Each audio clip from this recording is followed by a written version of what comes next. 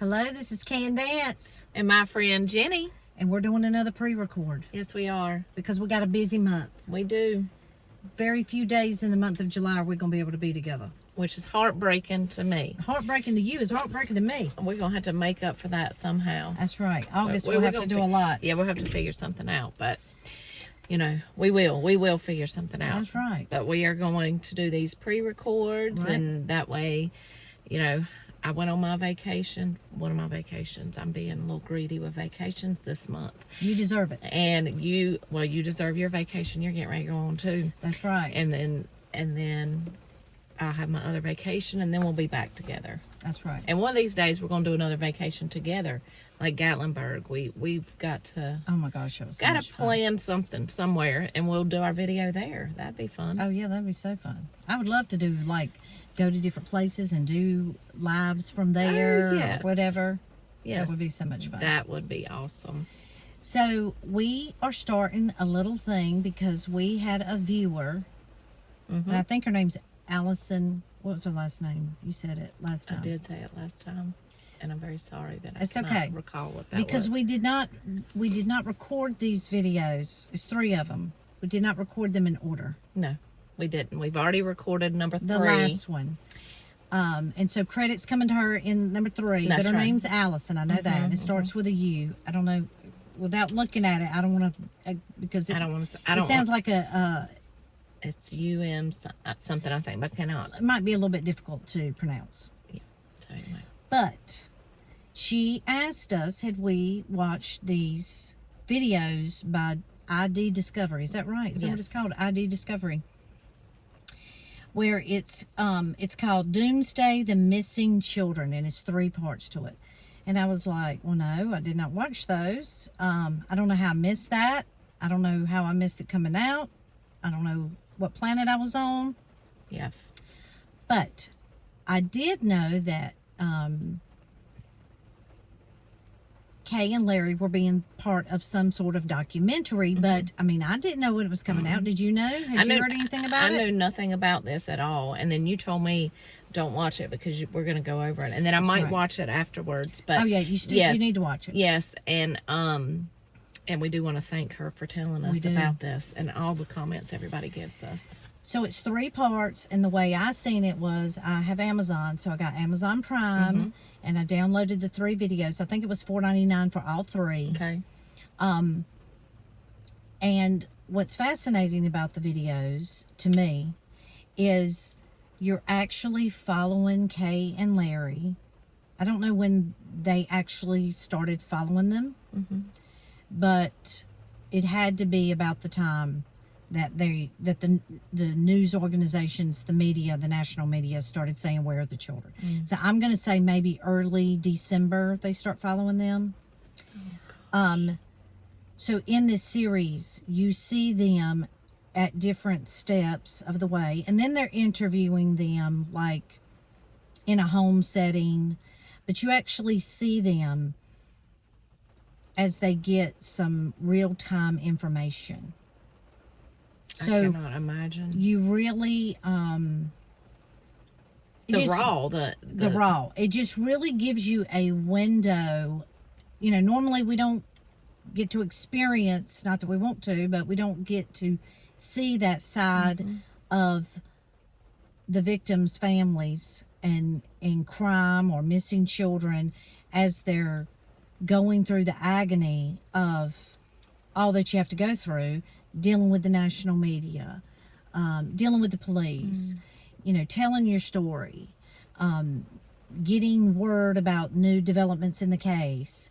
We don't get to see that. And so you really get to get a heart connection, mainly to Kay and Larry. I mean, there are some other people in there, Lori's brother, Adam. There's that Suzanne Freeman's in this, that she once worked with Chad's publishing company. There's a few little people like that, but mostly it's Kay and Larry and them going through this horrible time, this horrible ordeal, right up through Chad's preliminary hearing. And I mean, I don't know if they're still following them. I would think that they're still making documentary about it. I haven't heard of anything else coming out. But so part 1 is called The Disappearance, and they're about 40 minutes long. Okay.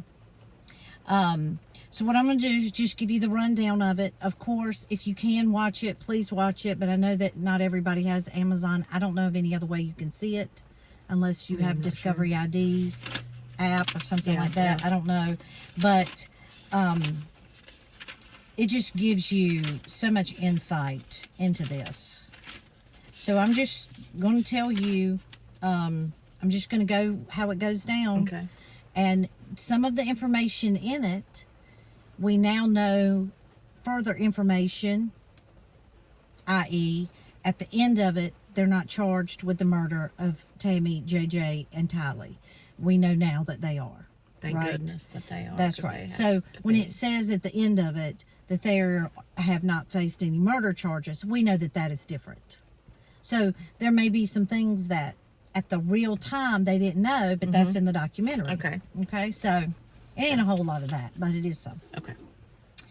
So it talks about, it opens up and it's showing Rexburg, Idaho, which looks absolutely beautiful. And the snow and just the way that it just looks sweet and wholesome and all that. So they give a description of Rexburg. They say it is the backdrop of the Tetons. That's a huge mountainous place, I guess. Pastures, foothills. Rexburg itself is a small town. It's nice people that live there, mostly LDS, 95% Mormon. It has a BYU campus, which we have heard about, BYU, Idaho. And it's just a group of like-minded people. Now, how horrible that these people have now given, I mean, because now when I hear the word Rexburg, that's all I think about is the horrible things that happened there because of Chad and Lori. That's right. That is, and Alex. I mean, that, and all those other people. And the cult that members. Yes. I mean, it's terrible that they've turned what sounds like a beautiful place into, that's what goes to my mind right then. That's how it got its notoriety now. So it's interesting that you say that because they talk about their low crime there. That a reporter actually asked, "Do y'all have crime here?" And the person said, "Well, somebody vandalized the water tower once." Like, that's the kind of place this is. Like a small town you want to live in. That's right. So then the documentary starts with the national news, which is how I heard about it. Sounding the alarm of the missing children. There's signs through Rexburg. Where are the missing children? The children are missing. The mom, Lori, is acting fishy. And the grandparents, Kay and Larry Woodcock, are the driving force behind where are the kids. And we've said that from the very beginning. We recognize, everybody should recognize, without them. Yes, if JJ had not had these loving grandparents that cared about him, would we have never even found out? Would we have? I mean, Lori's family, would they have ever even questioned anything? Probably not. I don't, in my opinion. I don't think that, I do think that's an interesting point. I think that they could have went well under the radar. I think that because Charles is also a big hero. Yes. Because Charles was sounding the alarm, he was telling Kay, and because he was telling Kay, and then when he gets murdered, as he foretold, right, that was going to happen to him, and he gets things in line, you know, he's telling the right person. He's telling the right person. Well, he is, and you know that, you know, she hadn't talked to JJ, she hadn't, you know, been able to FaceTime JJ. Of course, being a loving grandmother like she is, she's going to be saying, "Where is my grandson? Where is my grandson?" I mean, I would be that way with my grandchildren, even if my own child had the grandchild, you know? Yeah. I mean, I don't know. It's just, thank goodness for Yes. them. They're the driving force. So then Larry is talking, and I would love to say Larry's voice is, I don't know the right word for it. There's a word for it. It's powerful, yet it's sincere. I could listen to him talk all day. You Like know what I mean? James Earl Jones. Yeah, I mean, It's like that he's got strong this voice that just grabs your attention. You know, if Larry Woodcock is saying something, you better pay attention to what he's talking about. And Kay too, but Larry just has that, I don't know, something deep in his chest. He's speaking from his truth and he's heart. just speaking. I mean, it's beautiful. Well, I want. Yes, you have to listen to it I'm if you going to can. watch it after we do the videos. So Larry tells that they live in Lake Charles, Louisiana, and that they came to Rexburg. They went up there when the children were missing because they came there to bring their families together. Kay goes on to say, who looks absolutely beautiful in these, when they have them sitting like in these interview parts or whatever. She says, we have 6 kids, 16 grandkids, and 8 great-grands, and they are our world. That's what she says, and she just lights up like a Christmas tree when she says that.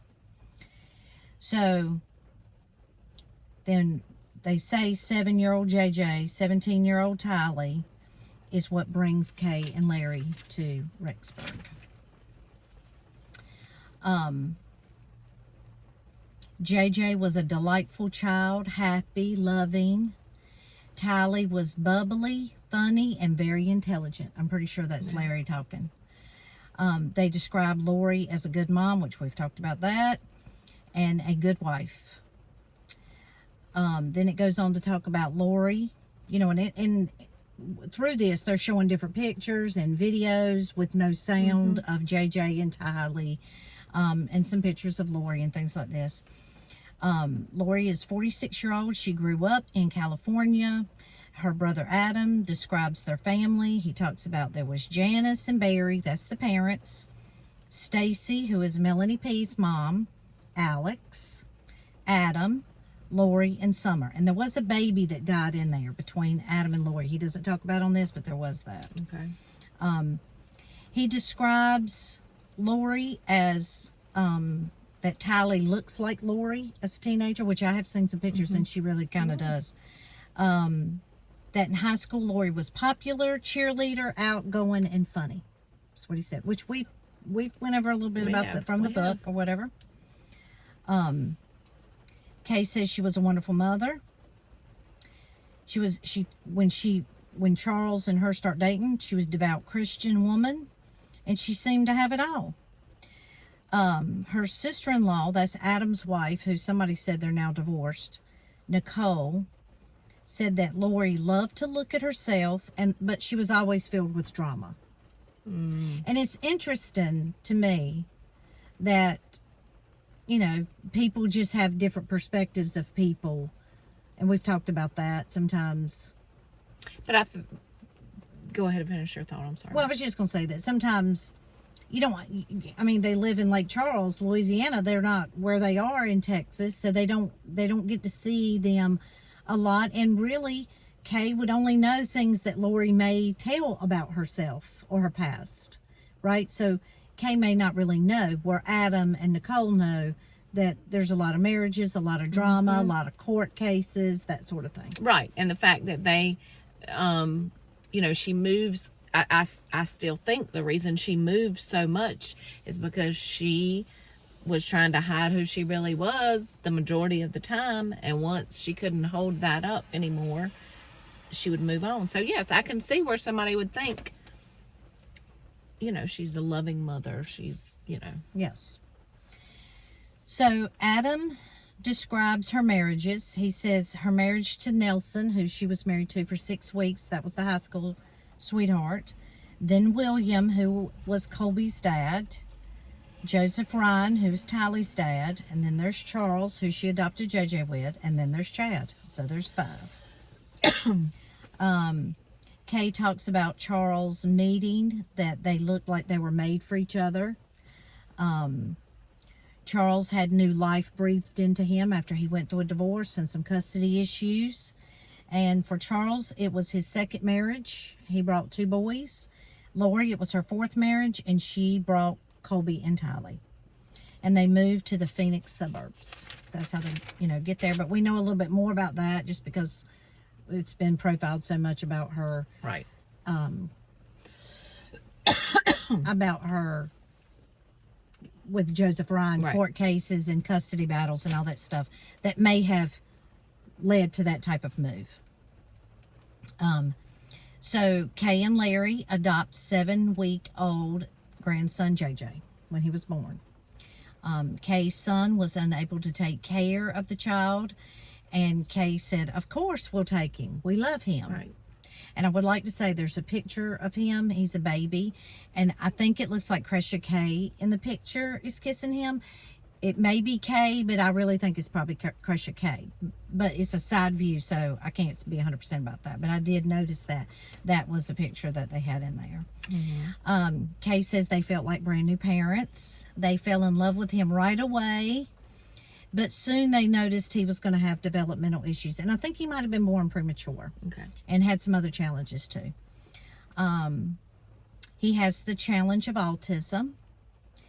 And she said to raise him seemed like it was going to be a huge challenge. And they talk about their ages and that maybe all that he needed, they may not be able to give him daily, which takes a lot of love to see that. Absolutely. Right? Absolutely.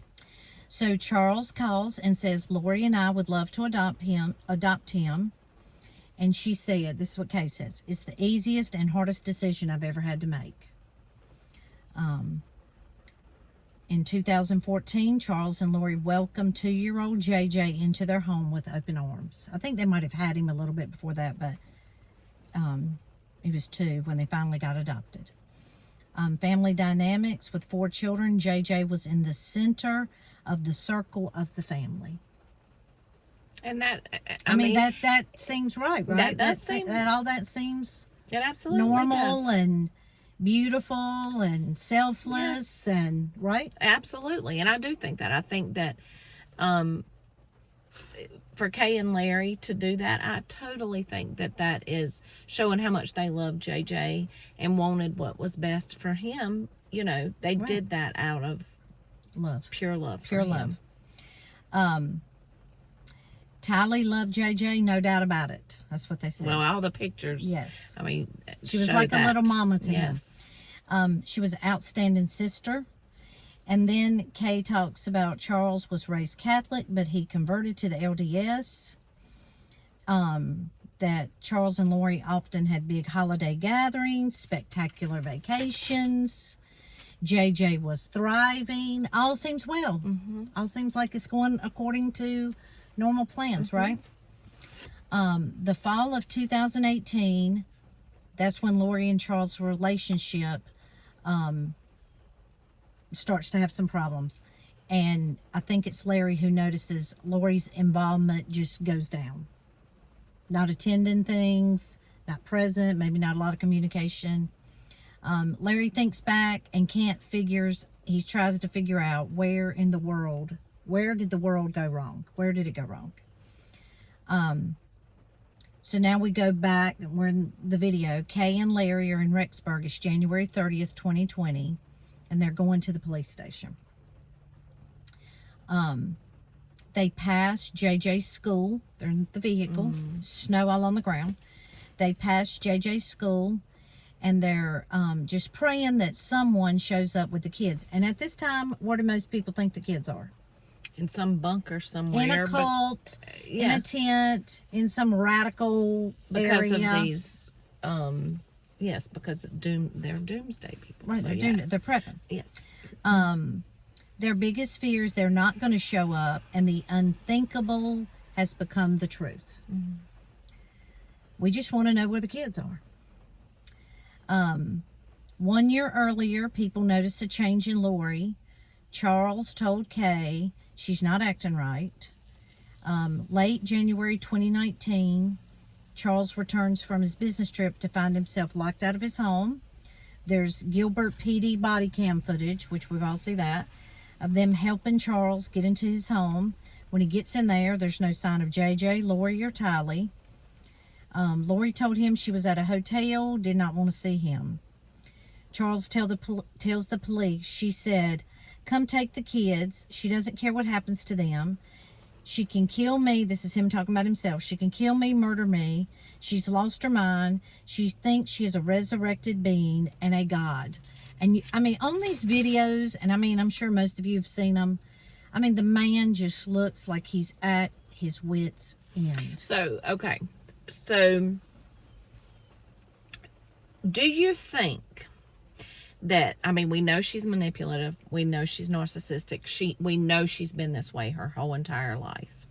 Mm-hmm. But do you think she would have been capable? I mean, she would have been capable of doing these things, obviously, because she did them. But do you think these things would have happened if she had not gotten involved with belief? Okay, not believing, because we don't think she believed any of this. But for her to be saying these things to Charles, why would she be saying these things to Charles? Why would she be telling him all this? What benefit would it have been for her to be telling Charles she was a resurrected being if somewhere in her mind she didn't believe that? Like, do you think her manipulative, narcissistic personality combined with Chad's craziness just caused some kind of, I don't know, where they just spiraled out of control? You don't think not even one iota she believed it? Because I got to thinking about what you said about she would not have gone to the police. I don't want her to take her glasses off like she did with Barbara. Okay. But it's okay. You can take your But my glasses mind off. is over here working, I know, so go ahead. Go ahead. But do you think, like you think about, you hear about people getting kidnapped and they go out in public. Like, these people get into their minds to the point that they can go out into public and they will lie because they know it's been put in their mind to lie to the police. I mean, it has been cult members. I believe that. But you don't. What I believe happened here is two simultaneous things. Okay. I think that she wants to believe she's a resurrected being. She wants to believe she's a little G God. She wants to believe she has angels at her, because she's so narcissistic. at her demand. And I do believe that Chad probably has led her to think these things. Okay. And she's bought that hook, line, and sinker. Okay. But I don't think she's really what you call lost complete connection with reality, in the fact that she can manipulate bank accounts, unenroll her child from school when she knows that her child is dead and is not going to need to be attending the school, lie to the police that he's at Melanie Gibbs watching a movie Frozen. Do you see what I'm saying? Or take out life insurance policies before you kill these people. Yeah. Okay. Yeah, you're right. So, do I think that can happen to people? It happened to Elizabeth Smart. When she was found, she was so brainwashed that she really thought some horrible things were going to happen if she came. She could not see that she was safe to reveal that information. Right. I don't see Lori in that same brainwashed completely. I do believe she wanted to believe it. I do believe she wanted people to believe she was a resurrected being. But I believe that she was tethered to the earth enough to know, oh, I need to get as much life insurance money on them before we actually do this. Right. And that's what, she has no problem divorcing a spouse. No, obviously. She has no problem divorcing a spouse. But she wants to walk away with all the chips. With the money, and then not having the responsibility of Tylee and JJ.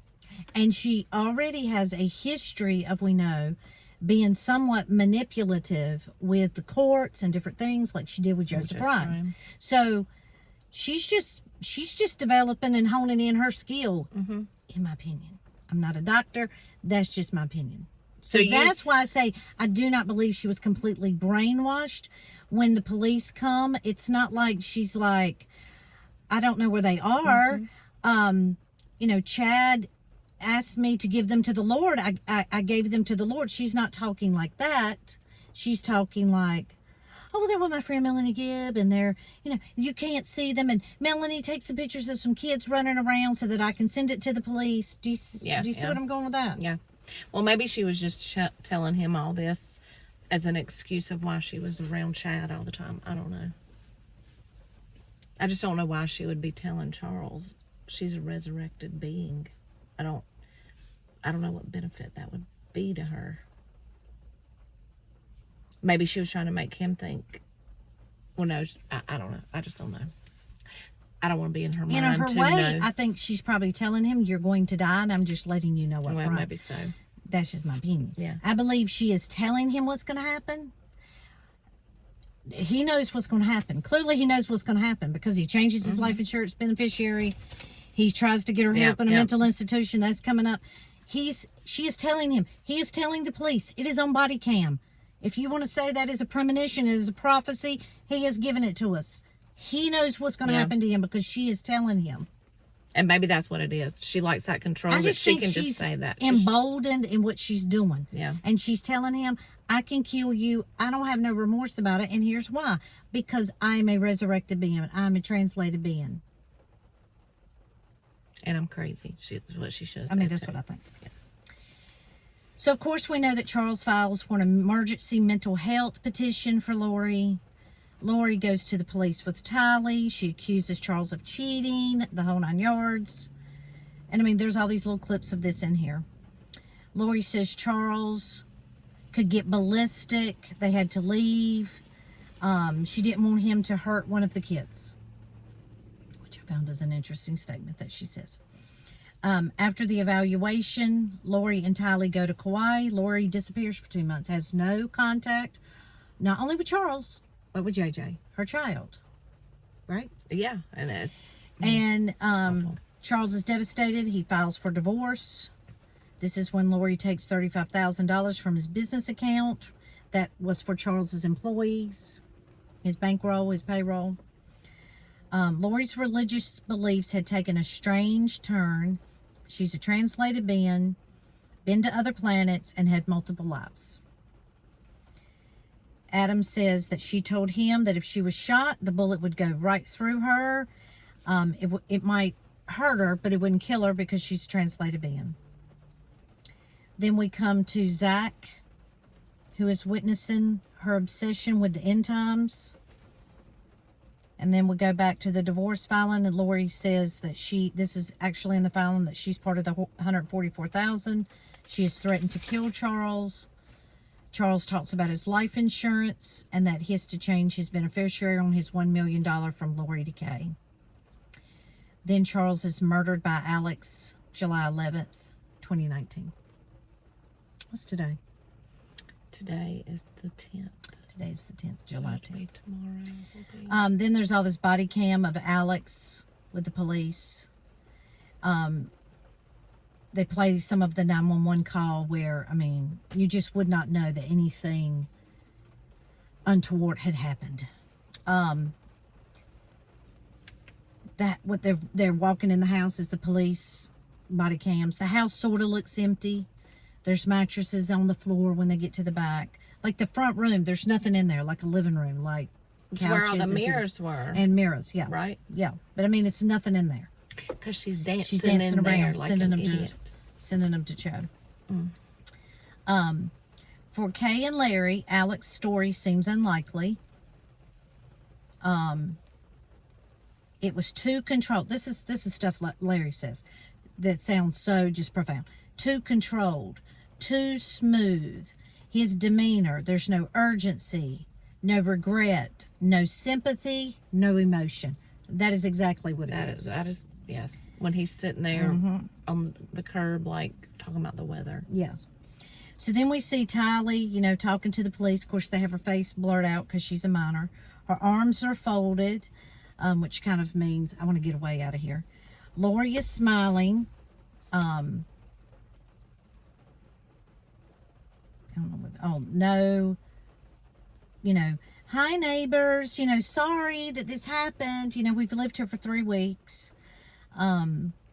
Lori tells Charles' sons 36 hours later about Charles dying via a text.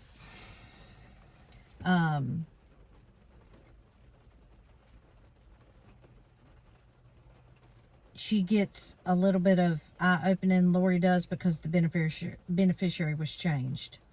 She tells Kay, I don't know if she texted this or left it on a voicemail, 5 kids, no insurance, his sister gets it all. That's when Kay knew, I knew right then we had trouble, started fearing for JJ, and her antennas went up. Will I get to see JJ again? Reaching out any way we can, FaceTime, talk, any way they can get there. And JJ had an iPad too that he could call him. August 2019, on August 10th, Kay and Larry connect with JJ in a video call, but it was like 35 seconds long. And Kay says it was like it was staged and his eyes are like always looking up. I mean, probably she let him call. This is just my opinion. I have no, just my opinion. Maybe like they were on their way out to somewhere. She was taking him somewhere fun, or maybe they were, leaving or whatever. And it's kind of like, we gotta go, in the car, we gotta go. That's what I think, probably. To get him to participate and break his attention from his grandparents, who is not seen, right? It looked staged, few words, ended fast. The next 3 months, Kay and Larry cannot reach JJ. Several voicemails from Kay and Larry, Kay to Lori, and they play some of these, And of course, Kay is being just as nice as she can be, trying to appease her to let her talk to JJ. Kay and Larry are begging to connect with JJ. Heard they were missing. They didn't even know, Larry and Kay didn't know where Rexburg was, which I'll tell you, I didn't know where Rexburg was either till this thing happened. Every day they became more and more concerned. There was zero response from Lori. No reply. Like it would just go to voicemail. Extremely worried once we could not get any information, request Rexburg police to do a well check on the kids. The police arrive at her apartment. No JJ, no Tylee. Or Lori. The police find the 2 men, Alex and Chad. Chad told police that he did not know Lori that well, and Alex said JJ was with his grandmother in Louisiana, and that's when they said, well, she was the one that called in the welfare check. Well, not to mention, wasn't Chad and Lori married at this time? They were, but he didn't know her that well. Of course, flags start going up. Lori comes back. The police talk to Lori. We know all about this. Her friend Melanie Gibb had JJ in Arizona. Tylee was at BYU, Idaho. Lori claimed to police. Melanie Gibb tells police she doesn't have the kids, has not seen them in months. Of course, that was not right off when she made contact. That was a couple of days later, like a week later or 10 days later. Next day, police go back. They're gone. They're gone. They had left some of JJ's medication on the counter, a few things around, but they're gone. Where are the kids? 2 weeks later, Kay and Larry get another surprise call from the police in Arizona. Alex Cox has died. Adam tells how Alex died from blood clots. Adam says it doesn't sound right. It's ruled a natural death. He was 51 years old. Kay says we're losing information by losing Alex. Oh, that's true. Which was true. That is very true. That's true. Rexburg press release, now it becomes national news after Alex died. Kay and Larry make impassioned plea to the public, a reward of $20,000. They're beautiful young children. We want them back. January 30th, 2020, a break in the case. Lori has been hiding out in Hawaii without the children. No signs of the children. Lori is with Chad Daybell, her husband. Nate Eaton, this is the clip where they're walking down the thing and he is just peppering her with questions. And Kay's phone is blowing up and people are saying, did you see the video of Lori? And she seems indifferent that they're asking her about her missing children. Yeah, I mean we've all seen it. right?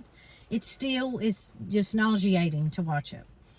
And Nate says, people all over the world are praying for your kids. And she says, that's nice. That's nice. Chad is Lori's new husband, her 5th husband. He told Rexburg police that he didn't know who Lori was. Remember when they questioned him, but they were already married. They were married in early 2019, somewhere between 2 and 3 weeks after Tammy died, because she died October 19th. And I mean, they had a funeral and some things in there, right? Really. I mean, super fast. They're trying to find out information about Chad. They find out he's a Doomsday author and he's into near-death experiences. The very thing that consumed Lori.